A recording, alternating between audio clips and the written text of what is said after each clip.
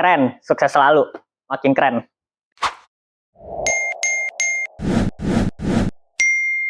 Halo semuanya, perkenalkan nama saya Brilian Kurniawan Prasisto, biasa dipanggil Brilian. Sekarang saya kuliah di Institut Teknologi 10 November Surabaya, jurusan Teknik Informatika. Yang saya suka dari sistem pembelajaran di Insan Cendekia Boarding School adalah sistem di sana itu dibuat sangat teratur, mulai dari jadwalnya dan segala macamnya, mulai dari kita bangun tidur sampai kita tidur lagi gitu. Semuanya udah tersistem, semuanya udah ada jadwalnya gitu. Dan jadwal-jadwalnya itu sangat melatih kita untuk meningkatkan kedisiplinan gitu kan. Semuanya itu berkaitan dengan waktu, semuanya diwaktuin. Kayak misal mulai dari kita bangun tidur, kita harus sudah sampai masjid misalkan jam 3:30 untuk tahajud. Kalau misal datangnya lebih dari 3:30 gitu, kita bakal dapat hukuman gitu-gitu deh. Ya itu bakal melatih kita tentang manajemen waktu gitu.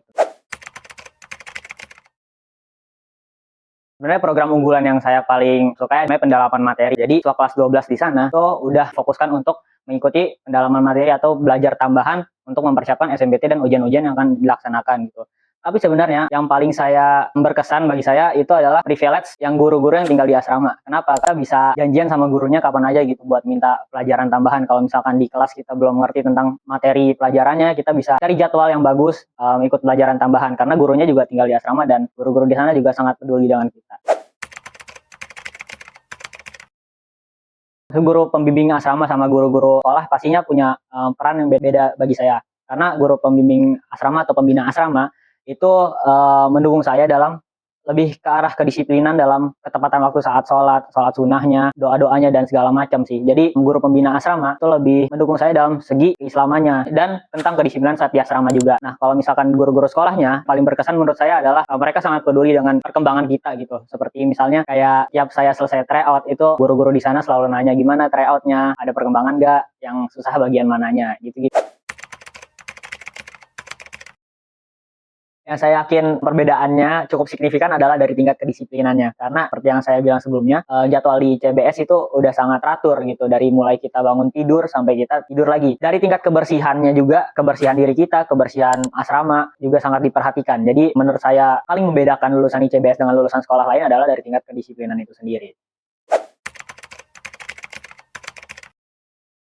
Salah satu yang paling penting menurut saya adalah konsep bertawakal. Karena konsep bertawakal itu membuat saya jauh lebih tenang dalam mempersiapkan diri di universitas impian saya. Karena dengan adanya tawakal, saya jadi paham bahwa jalan terbaik udah Allah siapkan bagi setiap hambanya. Jadi tugas kita hanyalah berusaha dengan keras, bekerja dengan setekun mungkin untuk mempersiapkan kita terhadap apa yang akan kita tuju. Dan sisanya tinggal kita serahkan kepada Allah Subhanahu Wa Taala. Kalau misalkan ngomongin strategi belajar saya selama di ICBS, sebenarnya saya nggak nyiapin strategi apa-apa karena jadwalnya udah lumayan padat dan udah disediain juga waktu-waktu buat belajarnya kapan. Bangun tidur saya berangkat sekolah, pulangnya sore, habis itu saya istirahat bentar, refreshing, mungkin main futsal atau olahraga lainnya, atau sekedar istirahat di kamar, baca buku. Habis isa, selesai kegiatan, sebelum tidur saya coba-coba latihan soal SNBT yang udah saya beli bukunya. Nah, buat ngatur waktunya, itu menurut saya yang paling bagus adalah membuat skala prioritas tentang apa yang terpenting dan apa target terdekat kita gitu. Kalau misalkan kita masih di sekolah, kan kita perlu juga mikirin ujian-ujian yang akan kita lakuin, ujian-ujian mata pelajaran sekolah kan. Jadi kalau itu yang terdekat, maka fokusnya ke situ dulu. SNBT nanti kesampingin dulu mungkin. Setelah ujian baru kita fokus SNBT lagi.